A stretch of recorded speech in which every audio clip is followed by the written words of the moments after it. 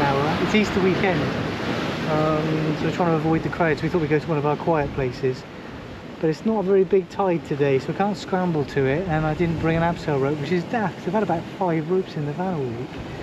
We just got back from North Wales, you might have seen last week, where we had some snow, which was beautiful. So we came to North Wales for a week to do some rock climbing because it's spring, right? The world's warming up. And this wasn't forecast at all. It has snowed. The mountains are covered in snow. And of course, all our winter mountaineering equipment is at home in the garage in boxes, because it wasn't supposed to be this cold this week. So you can either have the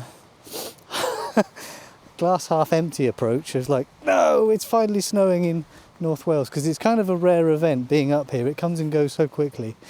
You can either have the glass half empty outlook, like, no, I didn't bring my ice axes and my crampons and stuff, and I can't do all the interesting things I could have done because it's too slippery on the top, so we can't go walking up there.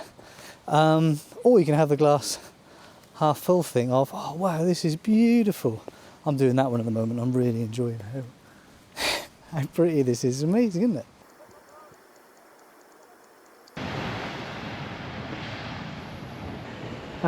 But it went as quickly as it came, and we got a bit of it. Anyway, so we're going to go to one of our less quiet places and tick off things we haven't done.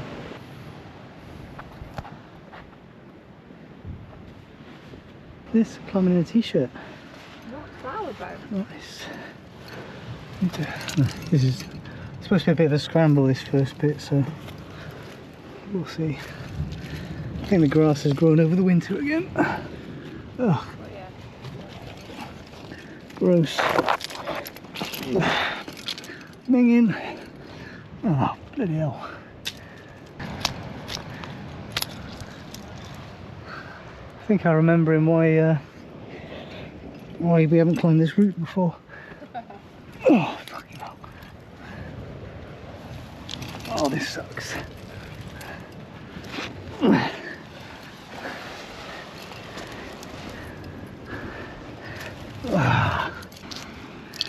Plants are taking the falls.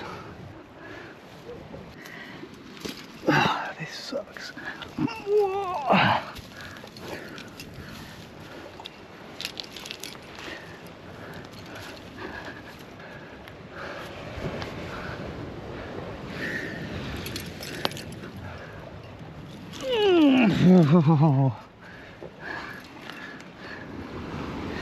People ask me what it's like to be 50. I don't know if they're really interested or it's just a question you ask. Maybe people are quite interested in what it's like to become 50. And there are a few things. Certainly by the age of 50 I'm getting to the point where I give less of a crap at what people think about me. In a good way, not in a I can become an evil maniac way, but in a I'm less sensitive. But it doesn't mean you can take the piss out of my hair whenever you feel like it. So that's quite good. I'm also feeling a bit more experienced, a bit more confident with outdoors rock climbing things than I was in my 20s, because I've done so much more. Although I'm still starting to think I've got myself into a bit of a silly situation here, but hey, forever onwards and upwards.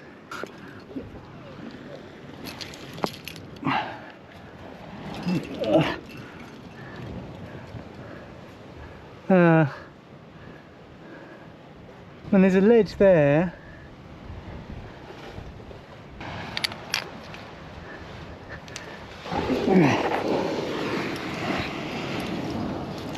I'm also starting to feel at this age, and after 20 years in my current job, that I'm just about experienced enough to do my current job properly.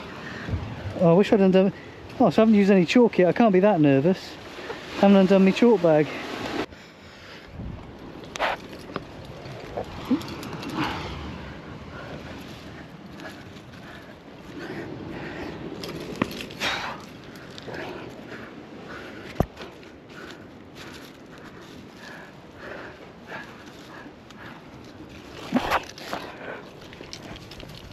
Oh, in between a trad route and a...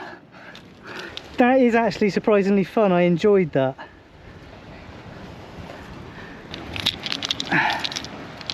This is a pretty gnarly feeling.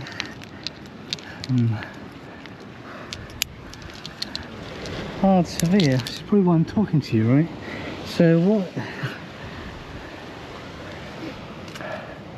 That's the other thing. At the moment, I'm fit and strong and healthy. So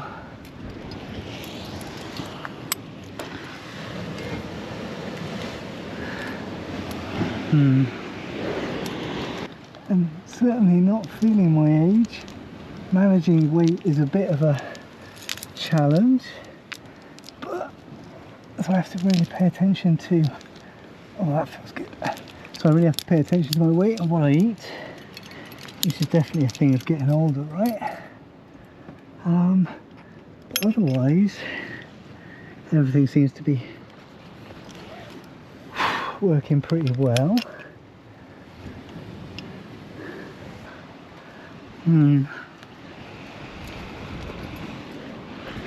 It's difficult to leave ledges sometimes. This is a very steep looking crack.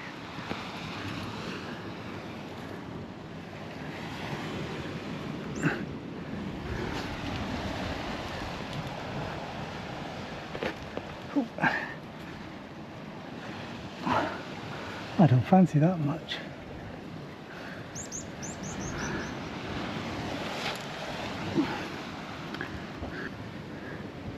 Experienced enough to know when I probably shouldn't go on.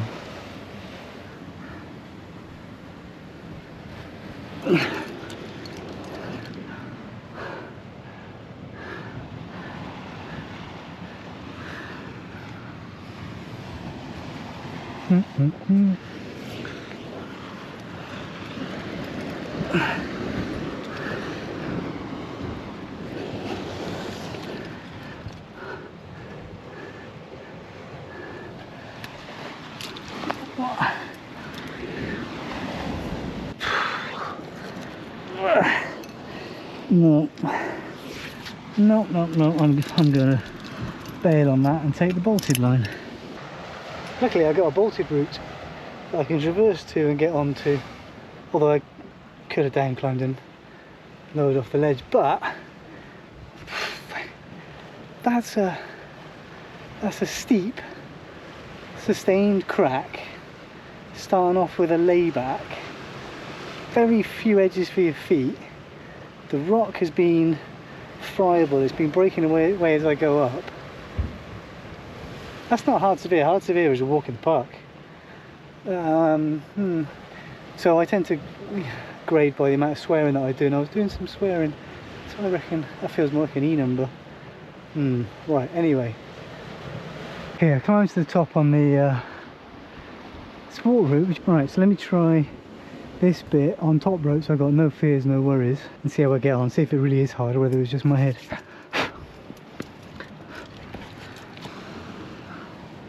See, look, even on the top rope it's hard.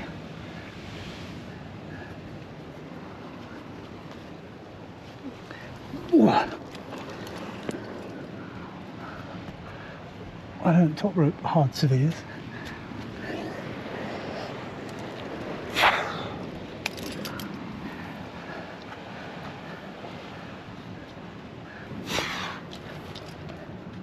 That feels like it's going to fart on the door. Oh my god!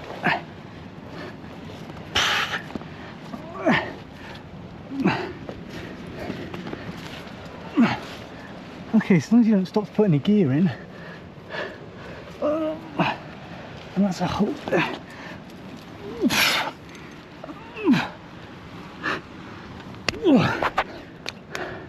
Okay, I'm not that bad at cracks. That's a hard severe. It should be really easy, right? Yeah. Should we walk in the park? I didn't miss anything, did I? That's. No. I mean, there's not a line to miss. It's an obvious line in the crack.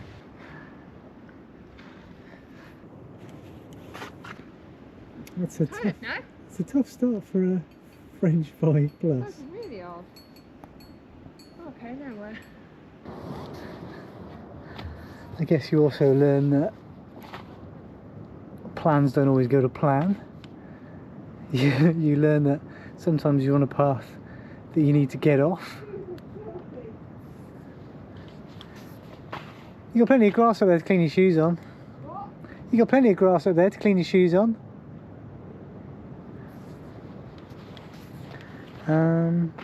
Sometimes you change path, sometimes you go for it. I think you get a bit better at judging when to do which. I think 50 is interesting because I've spent most of my life looking at my career path, and you wonder where to go next, right? And now I'm at a stage where I'm kind of looking at the end of my career. Like I say, I've done 20 years in this job. I'm going to do another 10 if I stay here. Maybe I'll move somewhere else, but I've got another 10 until I'm 60, 15 until I'm 65. Okay.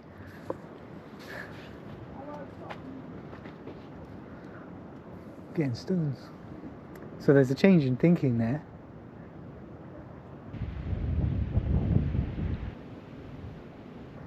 The other thing about being 50 is that, well, my parents are elderly now because I'm 50. So my parents are in their 70s and 80s. And it's different when your parents are in their 70s and 80s because they're elderly. And my kids aren't kids anymore. They're late teens, early 20s. They're becoming adults and are adults. Which is weird because they've always been kids, right? For the last 20 years. It's an interesting time.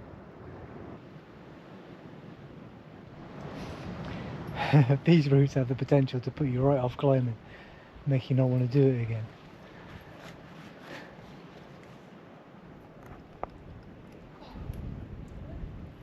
It's easier to climb something that you know is hard than to climb something that's difficult that you thought was easy. Is that a metaphor for life? Sure, if you want it to be, it can be. Really hard. It's not that hard. No, it's not 7A hard, but it's like 6A, 6B. Christ, it's 6B, I reckon. Yeah, it was hard, and it was overhanging. Oh my god. And the well, the footholds are not. It's not great friction, is it? So that doesn't help. Like you said, if the friction had been good, it would have been fine because you could have smeared off loads of that. Yeah. But it's just like dust. It's like chalky dust. There's nothing to get a grip on. The rock friction is coming away. And there's lots of loose bits. You've got a good hole. There's nothing wobbly. Yeah, it is a bit loose.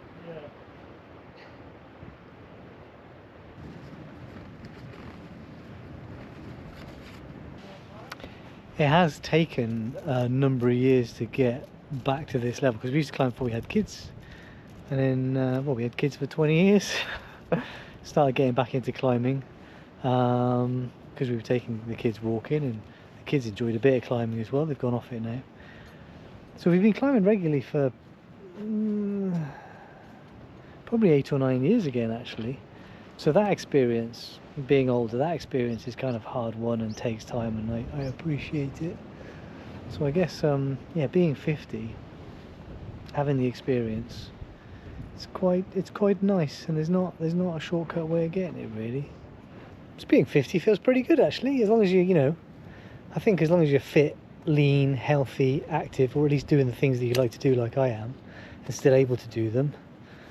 Feeling 50 feels pretty good. You're kind of like just about settled into myself. I guess my body's going to start breaking down the next 10, 15, no. Well, it will eventually, won't it? That's age. But yeah, I'm appreciating the experience that I've gained over the decades. Still looking forward to the future. I would quite like to live in another country again. Don't know when I'm going to fit that in. Sounds like a good idea to me. Yeah, it's hard to beat Wales sometimes, isn't it? Yeah. But we are never too experienced to stop learning. So the new rule we've added today is, if you're going to go to a sea cliff crag, like a proper sea cliff crag, take a second rope. Just always take a second rope, so you can ab in and leave an abseil in. I think when we go into other places, we take more gear, we plan a bit more. Whereas when we're just going to local crags, you think, yeah, this is fine. But no, actually, we should always have always have a second rope in the van. The other important lesson, which I haven't learned today, this is one I learned a long time ago and I use all the time. I'm probably quite lucky to have this one, but it's to listen to and trust your partner. Because when we're doing things like that, we're so used to getting into a mess and getting into trouble that I'm kind of the crazy head and you're kind of the sensible head, and we kind of find a middle ground and stops us getting into too much trouble, right? Yeah, because you'll climb out, it's just like, well, abandon it and just go. Yeah, but I felt pretty comfortable. Yeah. I hadn't put myself into too much mischief yet, but you were, and there's times when you just think it's not worth the effort. it didn't look like it was worth the effort from the ground. I was like, I was quite enjoying myself. But yeah. But when you say, oh, that was really good, and I go to climb it, I think, oh God, this is going to be awful. Because you're really good, that's really exciting, means, oh my God, I hate this. Get me out of here. Yeah. The partnership.